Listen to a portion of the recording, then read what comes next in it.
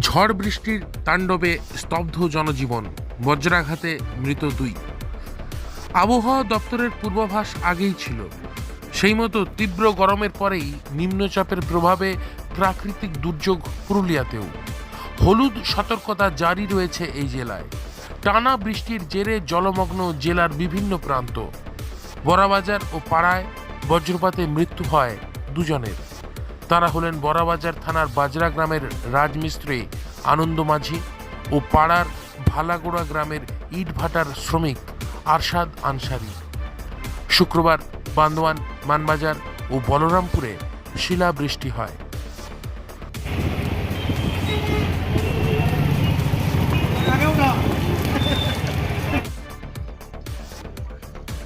অতিরিক্ত বৃষ্টির কারণে মানবাজারের গোপালনগর এলাকায় ড্রেনের জল উপচে আশেপাশের বাড়িতে ঢুকে পড়ে।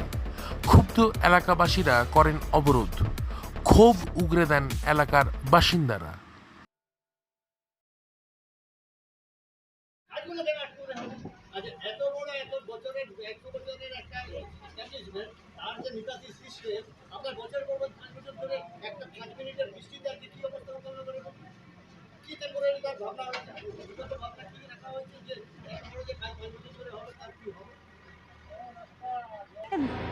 মোটামুটি 10 থেকে 15 মিনিটের বৃষ্টি হয়েছে।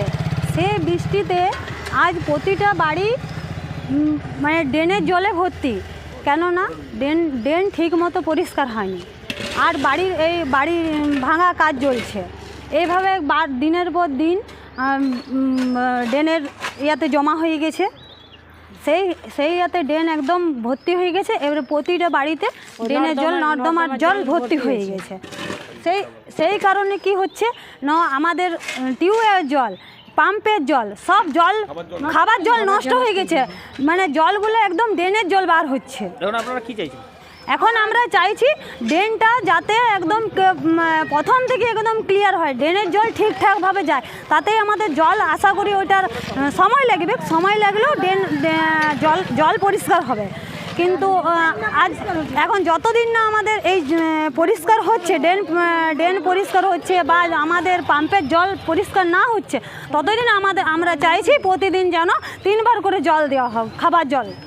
ঝড় বৃষ্টির তাণ্ডব লক্ষ্য করা গেছে বলরামপুরেও। বজ্র বিদ্যুৎ সহ শিলাবৃষ্টির দাপট ছিল এখানেও। জলমগ্ন হয়ে ওঠে চারিদিক, বিঘ্নিত হয় যান চলাচল। ঝড়ের তাণ্ডবে বলরামপুর গোশালার গবাদি পশু রাখার ঘরের ছাউনি উড়ে চলে যায়।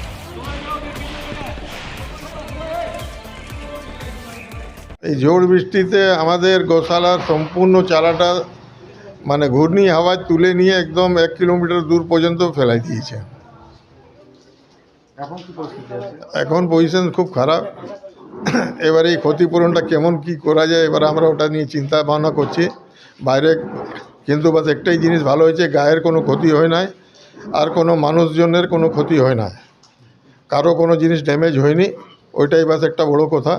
এবার আমরা ওই স্ক্র্যাপগুলোকে সব তুলে বাইরে ভিতরে যা আছে সবকে এক জায়গায় জড়ো করাচ্ছি।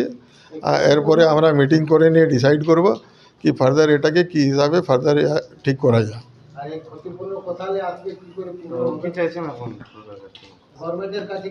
না, চাইবার তো এটাই আছে কি ক্ষতিটা বড় ক্ষতি। হ্যাঁ, ডিপার্টমেন্ট কিংবা গভর্নমেন্ট যদি কোনো সাহায্য করতে পারে বেশ ভালো, নাহলে আমরা এই গায়ের থেকে এই সাহায্যটা নিয়ে এই ক্ষতিপূরণটা করব। এটা ক্ষয়ক্ষতিটা অ্যাবাউট 10 থেকে 12 লাখ 15 লাখ পর্যন্ত ক্ষতি হয় এটা। আর এগুলো সব 5 বছর ভিতরেই তৈরি করা ছিল। হ্যাঁ, এবারে নতুনভাবে এটাকে ঘুরে তৈরি করতে হবে। বৃহস্পতিবার সকাল 8টা থেকে শুক্রবার সকাল 8টা পর্যন্ত 8.4 মিলিমিটার বৃষ্টি হয়। এদিন পুরুলিয়ার সর্বোচ্চ তাপমাত্রা ছিল 24.3 ডিগ্রি সেন্টিগ্রেড। এক ধাক্কায় তাপমাত্রার পারদ অনেকটাই নিম্নমুখী হয়েছে। প্রায় 50 থেকে 60 কিমি বেগে এদিন ঝড় বইতে দেখা যায় বেশ কিছু জায়গায়। জলে থই থই করছে চারিদিক, বিপদগ্রস্ত হয়ে উঠেছে জনজীবন। বলরামপুর ও মানবাজার থেকে বিশ্বজিৎ সিং সর্দার ও অমরেশ দত্তের রিপোর্ট, পুরুলিয়া মিরর।